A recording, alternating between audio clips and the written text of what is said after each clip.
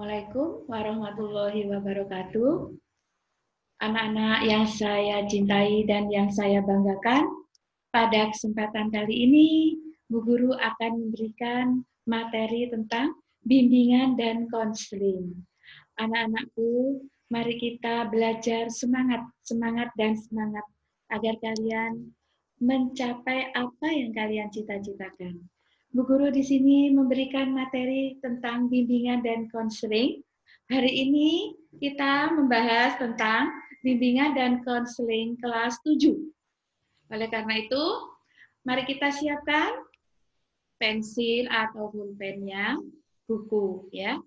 Bu Guru akan menyampaikan materi pembahasan tentang motivasi belajar. Bagaimana nanti kalian belajar di sekolah agar kalian akan mencapai cita-cita yang akan kalian inginkan nanti.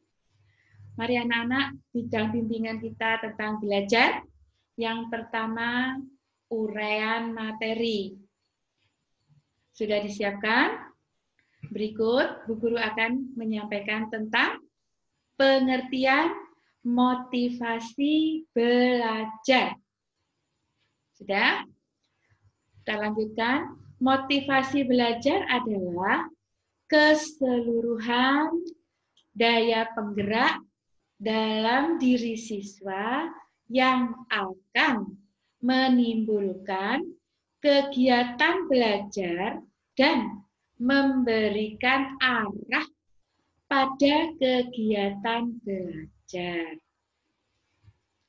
Ya, apa motivasi itu anak-anak? Nah, mari kita catat ya.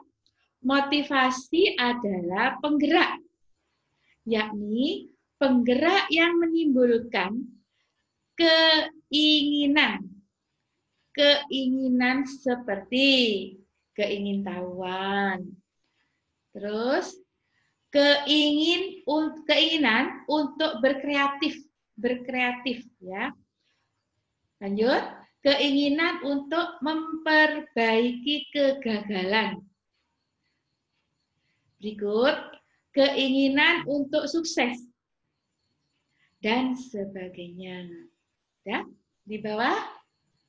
Kemudian, motivasi belajar itu merupakan penggerak yang akan menimbulkan kegiatan belajar.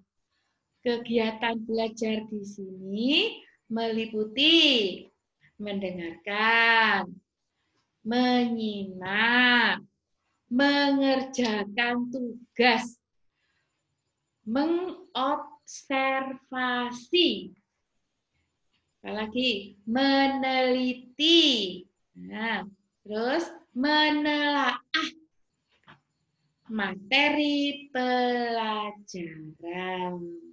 Nah, anak-anak, selanjutnya motivasi belajar akan memberikan arah pada kegiatan belajar. Maksudnya mengarahkan pada pencapaian tujuan belajar. Apa itu? Nah, kita tulis, yaitu mengerti, memahami, dan terampil terhadap apa yang kalian pelajari. Ya? Nah, anak-anak, kalian letakkan dulu pensilnya sambil mendengarkan Bu Guru. Sebentar saya memberikan ulasan agar kalian nanti di SMP Negeri 2 Panti semangat belajarnya. Ya, kalian tadi kan sudah mencatat uraian materi kelas. Nah, oleh karena itu, bagaimana cara belajar kalian nanti di SMP Negeri 2 Panti?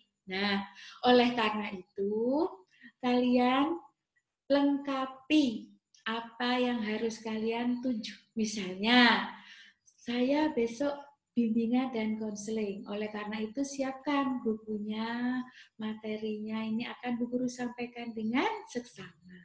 Agar kalian nanti belajar dengan baik, cita-citanya akan tercapai. Anak-anak ya, berikut pelajarannya. Saya beri satu, motivasi itu apa? Motivasi itu adalah dorongan. ya, dari dalam maupun dari luar diri seseorang dalam usaha untuk mencapai tujuan atau harapan-harapan yang diinginkan. Ya, anak-anak, pada prinsipnya, mari kita tulis lagi ya, anak. Pada prinsipnya, sepanjang hidup manusia akan menghadapi suatu perjuangan, ya. Dan untuk mendapat atau melampaui setiap perjuangan perlu adanya semangat atau motivasi. Nah, perhatikan ilustrasi berikut ini, ya. Perhatikan. Nomor 1. Ani ingin menjadi seorang dokter. Maka setiap hari Ani selalu berusaha menyiapkan diri dengan sebaik-baiknya, mulai dari belajar, mengerjakan tugas, latihan soal, membuat catatan, diskusi atau belajar kelompok, sampai berusaha memahami bagaimana seharusnya berkepribadian sebagai seorang dokter. Di samping selalu berdoa dan rajin beribadah. Karena kerja kerasnya itu, maka Ani selalu mendapat peringkat terbaik di sekolahnya. Nah, apakah kita perhatikan contoh di atas? Maka dapat diambil kesimpulan bahwa karena keinginan yang kuat, Ani dapat memotivasi dirinya dalam belajar. Anak-anak ya. Sekarang ada contoh lagi.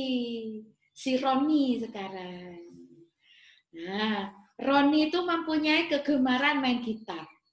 Ya, ia ingin sekali memiliki gitar, tetapi uang tabungannya belum cukup. Nah, mengetahui hal tersebut, orang tua Roni mengatakan bahwa kalau ingin dibelikan gitar, nanti kalau naik kelas dan nilainya dapat mencapai peringkat 5 besar, ya. Terus bagaimana Bu Saroni? Nah, yuk kita lihat dulu, ya. Mendengar kata-kata ayahnya, Roni menjadi bertambah semangat dalam belajarnya. Ia betul-betul belajar keras dan berdoa agar dapat memenuhi harapan orang tuanya. Contoh di atas anak-anak memberikan gambaran bahwa semangat belajar Roni timbul karena faktor dari luar, yaitu ingin mendapat gitar dan ingin memenuhi harapan orang tuanya. Apakah ingin kalian contoh lagi satu ya? Nah, di sini contoh satu lagi, si Rudi. Nah, temanmu namanya si Rudi. Rudi adalah anak pertama dari 3 bersaudara. Adiknya masih kecil-kecil. Rudi adalah harapan satu-satunya orang tuanya yang akan dapat membantu ekonomi keluarga. Tapi sayangnya, Rudi mempunyai pandangan yang berbeda dengan orang tuanya. Sebagai anak yang mulai berangkat remaja, ia ingin gaul. Nih, seperti teman-temannya. Dengan dalih kebebasan. Ia tidak segan-segan membantah nasihat orang tuanya. Hampir setiap hari ia nongkrong bersama teman-temannya. Kadang-kadang sampai larut malam. Sehingga paginya malas untuk sekolah. Kalau sudah demikian itu, terus bolos sekolah. Juga tidak pulang ke rumah, melainkan jalan-jalan. Beberapa tempat hiburan. Ini jangan contoh. Suatu hari ditanya oleh gurunya, pembimbing, kenapa tidak masuk sekolah? Jawabnya sederhana, yaitu malas. Nah, ini contoh yang terakhir, jangan ditiru anak-anak ya. Nah, sekarang perhatikan dengan kasusnya si Roni. Memperhatikan cerita tentang Rudi. Timbul pertanyaan, kenapa Rudi malas? Nah, Rudi malas karena pada dirinya tidak ada motivasi. Mengapa tidak ada motivasi? Jawabnya adalah karena Rudi tidak mempunyai tujuan atau cita-cita yang jelas dan kuat. B. Tidak memahami keinginan orang tuanya. C. Tidak memahami bahwa hidup ini penuh kesulitan. Lalu yang D. Tidak memahami aturan dan tata tertib sekolah. Yang E. Tidak memahami diri, tugas dan kewajiban sendiri. Anak-anak, dari beberapa ilustrasi di atas dapat diketahui bahwa motivasi sangat diperlukan dalam mencapai suatu tujuan. Juga dapat diketahui bahwa motivasi ada yang berasal dari dalam diri dan ada yang berasal dari luar diri. Motivasi yang berasal dari dalam diri antara lain adanya kemauan yang kuat, usaha yang gigih, niat dan keyakinan yang kuat untuk mencapai apa yang dicita-citakan. Disertai doa dan ibadah yang rajin.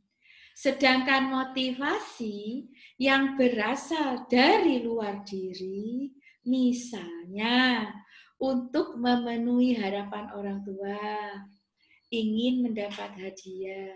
Nah, anak-anak, kita lanjutkan tentang faktor-faktor yang harus diperhatikan dalam meningkatkan motivasi belajar.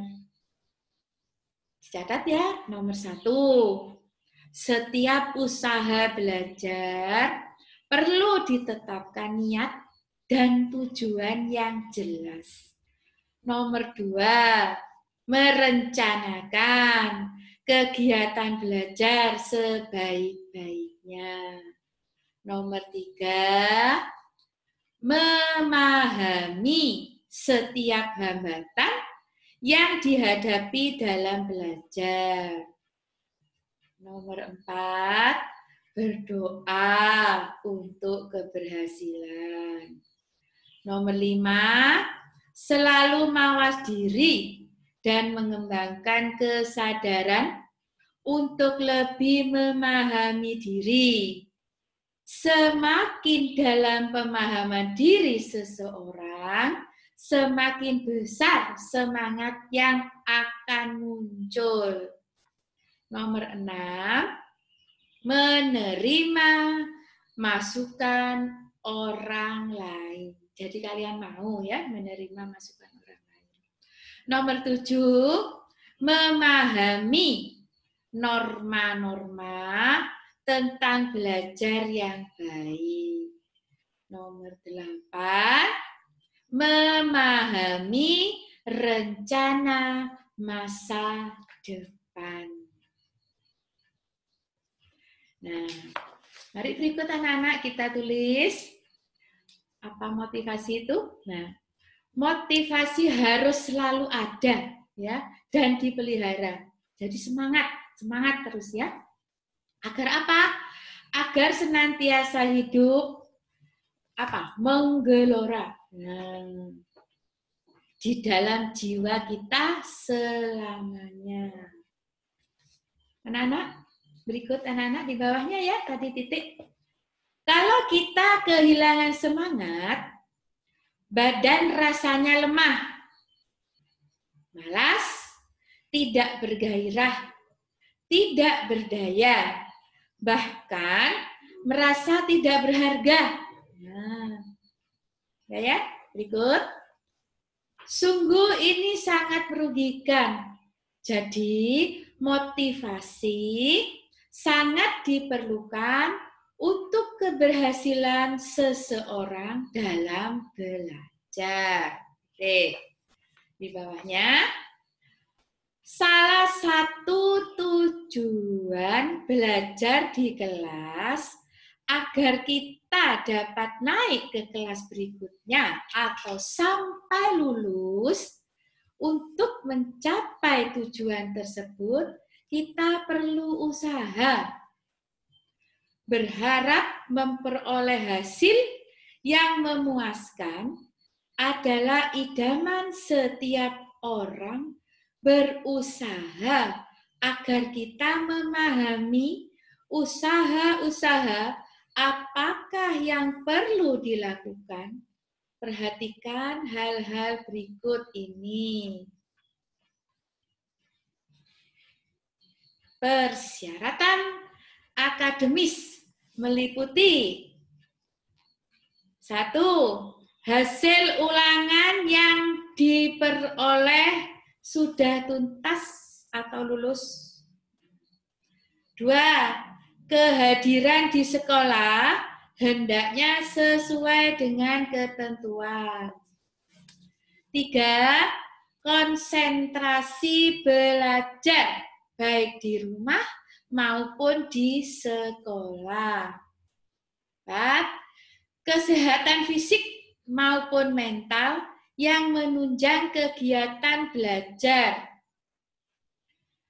Berikut 5. Kelengkapan catatan pelajaran. Dan yang ke-6, mengerjakan tugas dengan baik.